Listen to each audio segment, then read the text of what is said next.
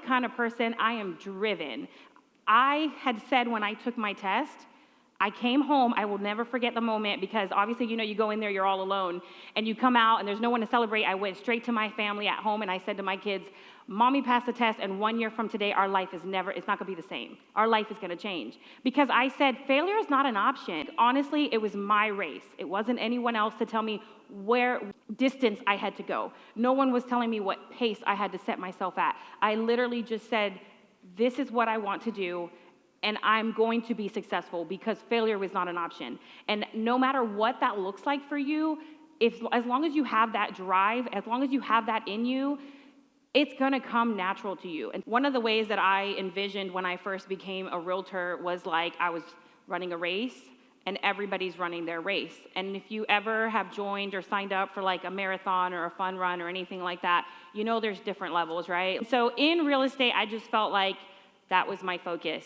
Everybody's running their race, and I cannot compare my starting point to where someone else is either finishing or somewhere in the middle or in their journey. And so that's kind of my encouragement just to anybody in here, no matter where you are in real estate, really just kind of understanding that I will not compare myself to someone else, because I am my own competition, and so long as I am better than the person that I was yesterday, and then, that's my success. I'm up here because I'm better than who I was last year, or even last month, or even yesterday. So I'm gonna share with you things that I did that honestly came natural to me. I will say the first thing that I learned in real estate was that if anybody knows anything about like restaurants, you can't run one by yourself, right? Imagine if you opened up a restaurant and you were the hostess and you were the waitress and then you were the chef, okay, or the bartender. You cannot, or you're gonna go crazy, right? And then your clients are clearly not gonna be happy with you. So I learned that in order to have a successful business, you kind of have to set yourself up with some help. And so honestly, it wasn't until about 6-7 months down the road that someone said to me, do you have a transaction coordinator? And I was like, what is that? I had no idea. And so I started kind of like looking into it, and I hired a transaction coordinator. Number one thing that I did was honestly a transaction coordinator. It's like a given.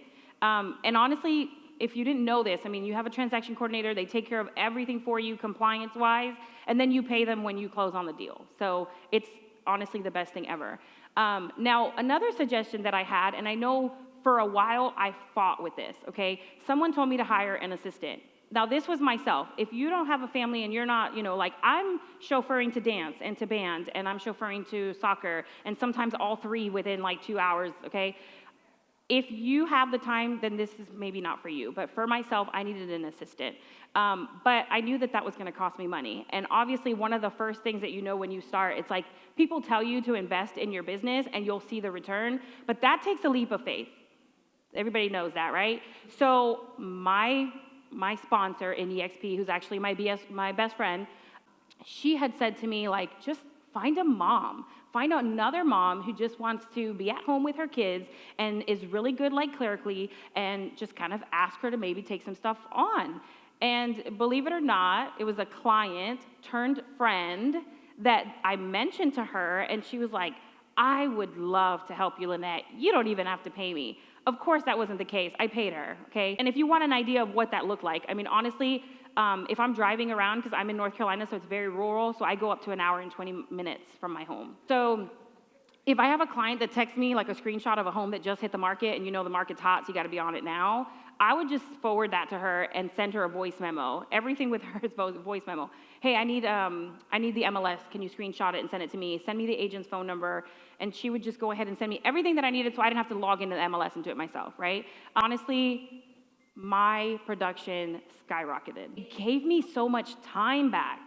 I was able to now double my production and double my clientele because I was no longer doing those things. I had someone else doing it for me. So again, that really just goes back to the idea of like, set yourself up so that you're not having to do it all by yourself, okay? I'm the person that's like customer service. You are the face of wherever you're working. So again, if I can't provide my clients with 100% customer service, then I gotta scale it back a little bit, because for me, I'm quality over quantity. That's always been my focus, okay? So that's kind of the mindset of setting it up. One thing that I'll kind of throw out there, because it's not necessarily someone I hired, but I have about 4 or 5 showing agents in my area that I can count on. And like a quick text, hey, are you available to show? Because again, I'm an hour and 20 minutes out. If my client is only 10 minutes from the house and it's hot and I can't get in right away, I need a showing agent. And yeah, that's gonna cost some money.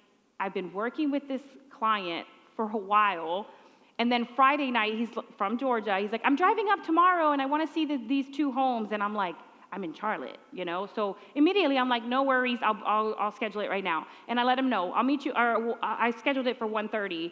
I didn't say I was gonna meet him, I just said I've got it scheduled for 1:30. And so what did I do? I called all my showing agents and I'm like, listen, if I'm not the one showing him this, he's gonna go to another agent. Can you please go meet them and show them the house? And we're under contract. So I didn't miss that opportunity, thank you.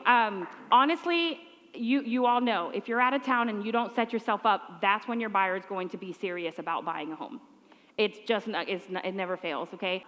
Okay, so I'm gonna get a little bit more into like a strategy also that I've been doing from the beginning. I love new construction, okay? I feel like that's my niche.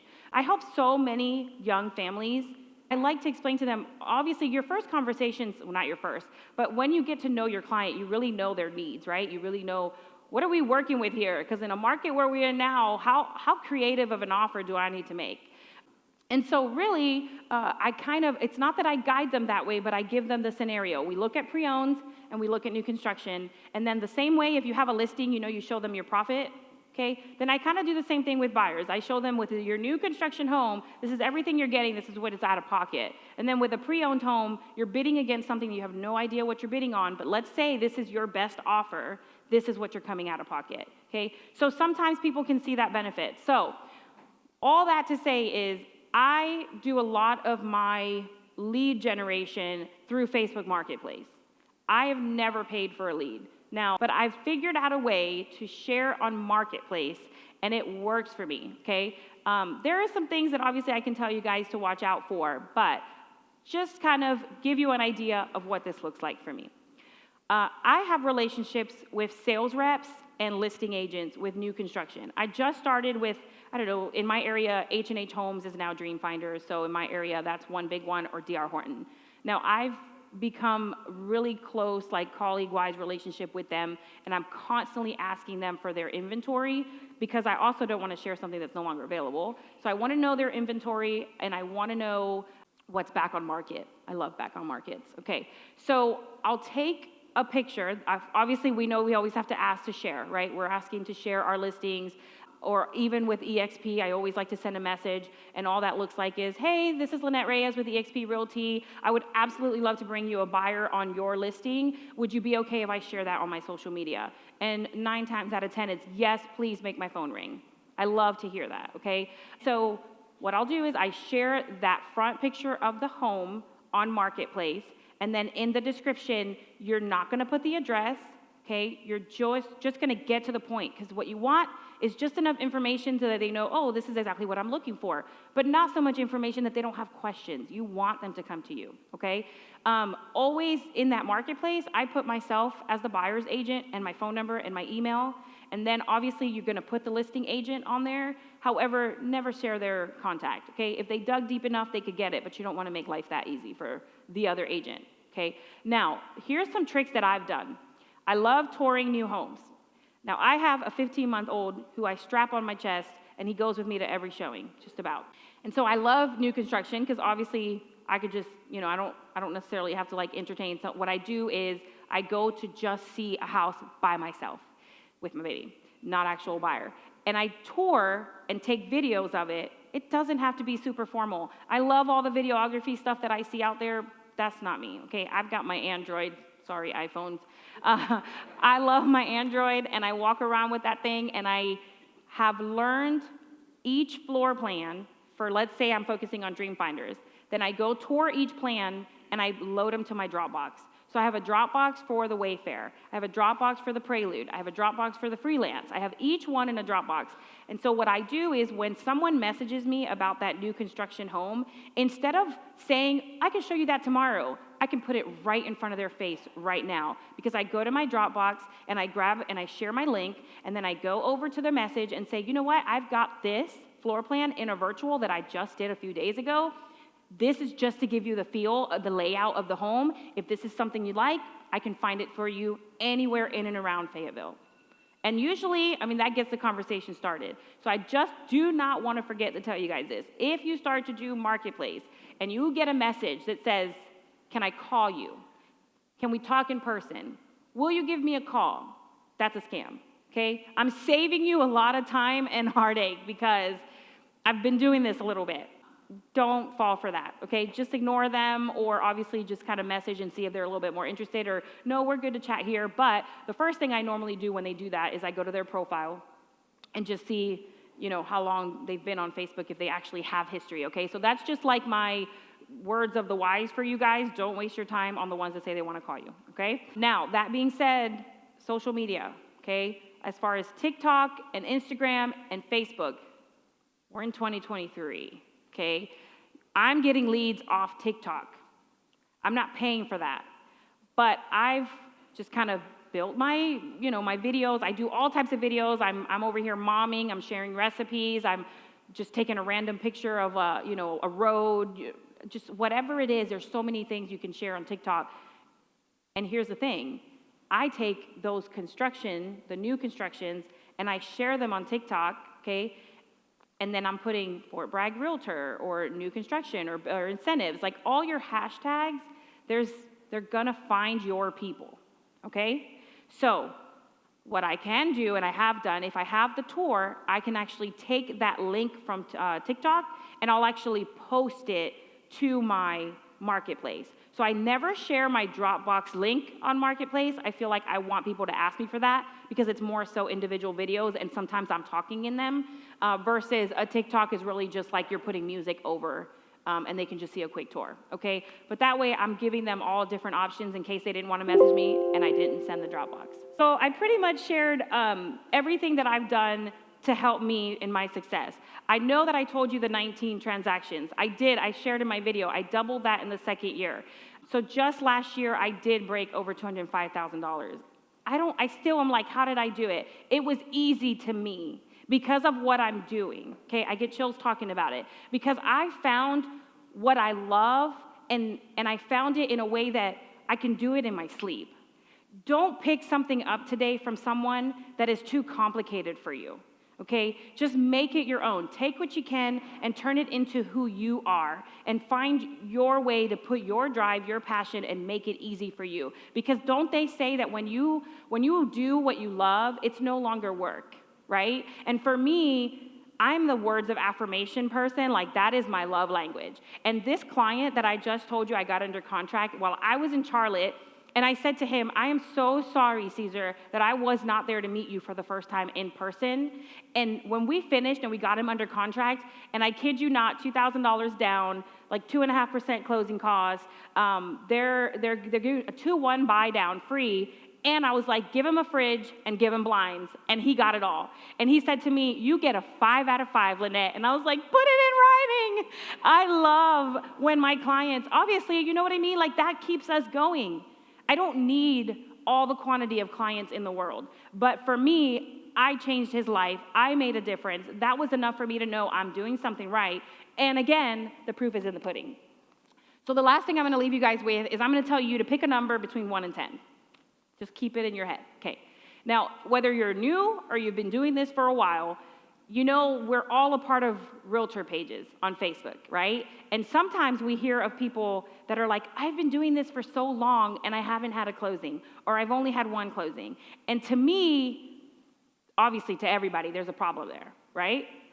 You're either in the wrong business and you don't have the right drive to do it, or you're literally not doing you're not doing the work. So that number that I gave you, everyone that I talk to that joins, and they say, Linette, what are you doing? What are you doing? The first thing I say to them is pick a number. Okay, that number, that's how many people every single day you're going to tell your name and who you are. And that is my strongest, if you take anything away from here, because if you're sitting at home, who knows you exist? No one knows you exist. They're not just going to randomly be like, oh, I'm going to call so-and-so. I think she can buy me a house. No, they don't know who I am. We are in a world of sharks when it comes to realtors, okay? Like, I know we're not sharks in here because we are a culture and we love each other and we're more like a school of fish, right? Like the good fish, like the really strong fish, right? We're good swimmers and everything. So we stick together. What I mean by that is that there is a lot of competition out there. And so my main thing was, just share who you are. And so what does that look like? Every single restaurant that I go to, I leave a good tip. And I leave my card, and I actually like to leave a pen or a chapstick, okay? But I leave a card. All that to say, pick your number and make it a goal. And I tell, you don't have to actually go knocking on doors. If you have Starbucks, that's a business card. If you're going to Starbucks twice a day, that's 2 business cards, okay? And I hope nobody picked number 1, because, I mean, you didn't know what you were doing, but just pick again, okay? Let's go ahead and let's challenge ourselves every single day to talk to that many people, because the reason I am here today is because 2 years ago, I was talking to people that I didn't know. I didn't know they would call me later. Like, that is the way it works. It is a whole, a domino effect, okay? So anyway, my reason why, I've shared it before, and I do want to share this picture, because whatever your reason is, that's what's going to make this easy. And that's my reason why. I have 4 beautiful children. I have an amazing husband, but my kids, I told you guys, I said to them, our life is going to change, and we are financially free, and oh my God, that's such a blessing, okay? So what is your reason why, okay? And what does your race look like? That's what I'm going to leave you with.